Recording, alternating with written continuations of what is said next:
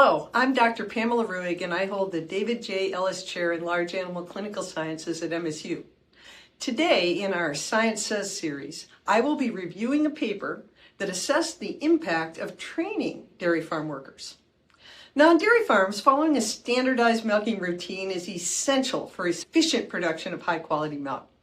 Yet in real life, workers often experience protocol drift, and that can be a significant problem, especially when the milkers are inexperienced.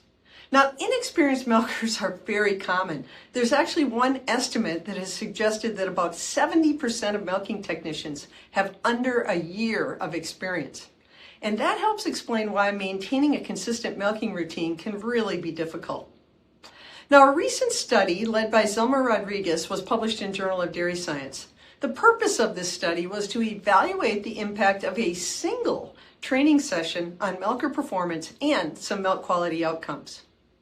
The study included 112 workers on 16 dairy farms in Michigan and Ohio. Before training, each parlor was observed to identify weak points, and that included things such as inadequate teat disinfection, inconsistent pre-milking stimulation, or incorrect lag times. And then customized training was delivered that emphasized the specific steps that were needed for that farm. The training was customized to each farm.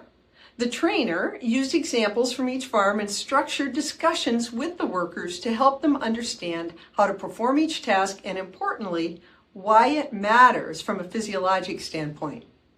When workers spoke Spanish, the sessions were delivered in Spanish by a native Spanish speaker, and when they were English, they got the lessons in English. Before and after the training, workers completed knowledge assessments, and similarly, we observed milking routines in the parlor before and after and tracked milk quality data over time. Now, when we looked at the results were immediate and measurable. Training increased average knowledge scores significantly from about 49 to 69%. And those knowledge increases corresponded with changes in the milking routine. The proportion of milkings that met the recommended preparation lag time of about 60 to 120 increased from only 31% to 52%.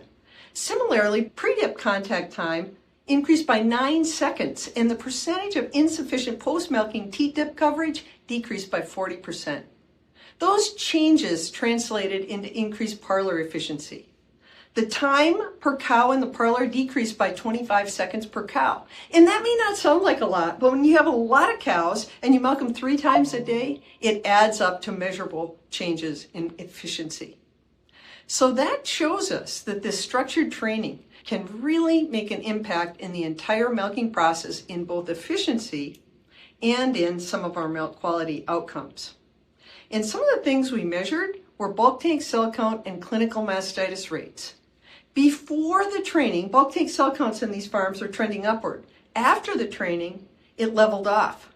Conversely, and paradoxically, after training, the amount of detected clinical mastitis cases went up.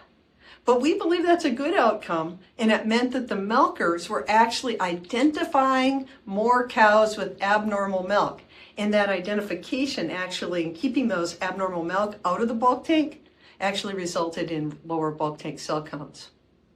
This study shows that training can pay off, and it doesn't even take a lot of training.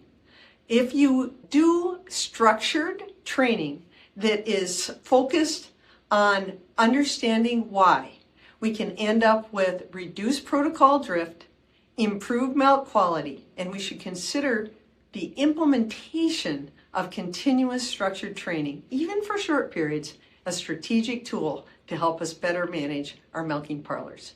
You can find the study in Journal of Dairy Science.